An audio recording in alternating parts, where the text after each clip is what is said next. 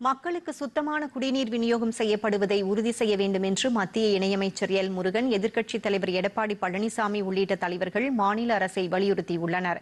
தாம்பரம் மாநகராட்சியின் 13வது வார்டுக்கு உட்பட்ட பல்லாவரம் பகுதியில் குடிநீர் குழாயில் கழிவுநீர் கலந்து வந்ததாக கூறப்படுகிறது. இந்த தண்ணீரை அருந்திய சுமார் 30 பேருக்கு வாந்தி, மயக்கம், வயிற்றுப்போக்கு ஏற்பட்டதை அடுத்து அவர்கள் அருகில் உள்ள பல்வேறு மருத்துவமனைகளில் அனுமதிக்கப்பட்டனர். இவர்களில் 3 பேர் உயிரிழந்துள்ளனர்.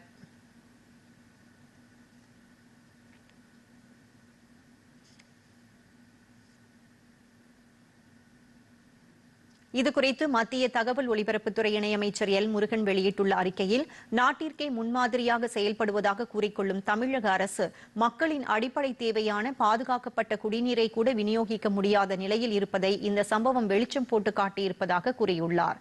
திமுக அரசு உரிய முன்னெச்சரிக்கை நடவடிக்கைகளை எடுத்திருந்தால் புயல், மழையால் ஏற்பட்ட உயிர் சேதங்களையும் பொருட்சேதங்களையும் தவிர்த்திருக்கலாம் என்று குறிப்பிட்டுள்ள அவர், மக்களுக்கு ஏற்பட்ட பாதிப்புகளை மறைப்பதிலேயே அரசு முனைப்புடன் இருப்பதாக கண்டனம் தெரிவித்துள்ளார்.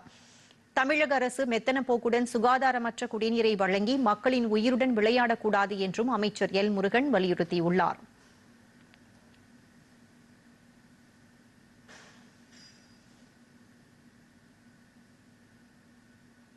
அஇஅதிமுக பொதுச் செயலாளரும் எதிர்க்கட்சித் தலைவருமான எடப்பாடி பழனிசாமி விடுத்துள்ள அறிக்கையில், கலப்படமில்லாத குடிநீர் விநியோகம் செய்யப்படுவதை உறுதி செய்ய வேண்டியது மாநில அரசின் கடமை என தெரிவித்துள்ளார்.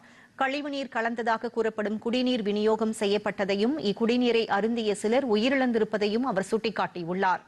உயிர் வாழ அவசியமானதாக கருதப்படும் குடிநீரை கவனத்துடன் விநியோகிக்க வேண்டியது அரசின் கடமை என்று கூறியுள்ள எடப்பாடி பழனிசாமி, இந்த விஷயத்தில் அரசு மெத்தன போக்குடன் செயல்பட்டிருப்பதற்கு கடும் கண்டனம் தெரிவித்துள்ளார்.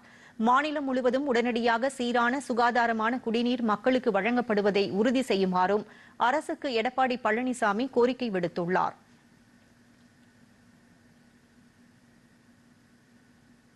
பாஜக மாநில தலைவர் அண்ணாமலை வெளியிட்டுள்ள அறிக்கையில், பல்லாவரம் பகுதியில் கழிவுநீர் கலந்த குடிநீரை அருந்திய 3 பேர் உயிரிழந்திருப்பதும் 23 பேர் உடல்நலம் பாதிக்கப்பட்டுள்ளதும் மிகுந்த அதிர்ச்சி அளிப்பதாக குறிப்பிட்டுள்ளார்.